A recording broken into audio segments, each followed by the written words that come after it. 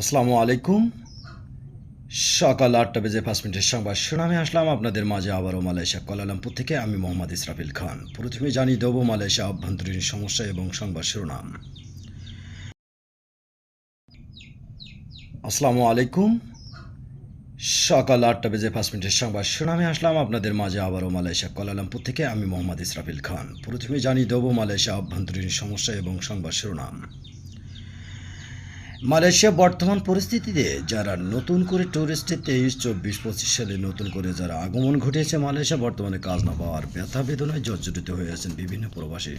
তবে এই সমস্যার সমাধানের জন্য ডক্টর ইউনূস খুব দ্রুত বিধি ব্যবস্থা নেওয়ার জন্য মালয়েশিয়া আনোয়ার ইব্রাহিমের কাছে টেলিফোনের মধ্য দিয়ে সকলদের প্রতি সমাধানের একটি আলোচনা নিরীক্ষণ করবে জানিয়েছেন আসিফ নজরুল আইন উপদেষ্টা। তবে বাস্তব ক্ষেত্রে তিনি এসেই দেশে নতুন করে আবারও কলিংয়ে লোক আনার জন্য যে পরিকল্পনা নিয়েছে তাতে প্রবাসীদের বিভিন্ন রকম ক্ষোভ থেকে গেছে বলে মন্তব্য করেছেন বাংলাদেশ ইমিগ্রেশন সহ মালয়েশিয়া দূতাবাস। তবে এই বিষয়টি কতদিন এইভাবে নির্যাতিত হবে এই প্রবাসীরা, এমনটাই জানতে চাইলে মালয়েশিয়া থেকে তেমন কোনো আলোর পথ দেখাচ্ছে না বলে জানিয়েছেন মিডিয়া সাংবাদিক মোহাম্মদ ইলিয়াস কবির। ইতিমধ্যে বর্তমানে মালয়েশিয়া 2023 এবং 2024 এই 2025 সাল পর্যন্ত যত অবৈধ শ্রমিক মালয়েশিয়া প্রবেশ করেছে, পাম বাগানের কাজ না পায়ে ব্যথা বেদনায় পড়েছে এইভাবে 1,26,000 জনসংখ্যা। একই সাথে যারা কনস্ট্রাকশন জগতে যারা কাজ না পায়ে ব্যথা বেদনায় রয়েছে, তারাও প্রায় এই ধারাবাহিকতায় রয়েছে প্রায় 1,30,000-এর বেশি।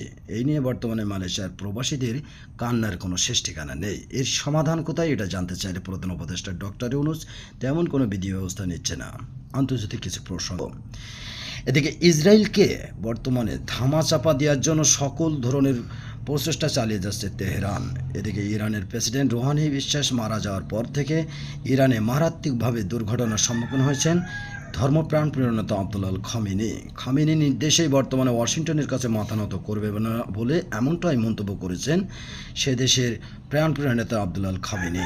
তিনি আরও জানিয়েছেন, ইরানের ভূখণ্ড সুষ্ঠু পরিচালনা করতে হলে সকলকে ঐক্যবদ্ধ হয়ে আমেরিকার সাথে যুদ্ধ ঘোষণার সম্মুখীন হতে হবে কিনা, এমনটাই জানতে চাইলে বিশ্লেষকরা এমন কোনো বিধি ব্যবস্থা নিচ্ছে না। তবে এদিকে কূটনৈতিক দলগুলো বর্তমানে ফ্রান্স, জার্মান, কানাডা, সুইজারল্যান্ড এবং ইটালি সহ বর্তমানে আমেরিকার পাঁচ ছাড়ছে না। এই নিয়ে বর্তমানে ইসরায়েলকে যেভাবে পারমাণবিক ক্ষেপণাস্ত্র ছুড়েছে তাতে 200 মিসাইলে প্রায় মৃত্যুর সংখ্যা দাঁড়িয়েছে প্রায় 53 জন এবং ইসরায়েলের আরও মরার সম্ভাবনা বেশি আছে এবং যারা চাপা পড়ে আছে তাদেরকে উদ্ধার করার জন্য সকল ধরনের প্রচেষ্টা চালিয়ে যাচ্ছে। তবে বেনিয়ামিন নেতানিয়াহু এই বিষয়টি নিয়ে বর্তমানে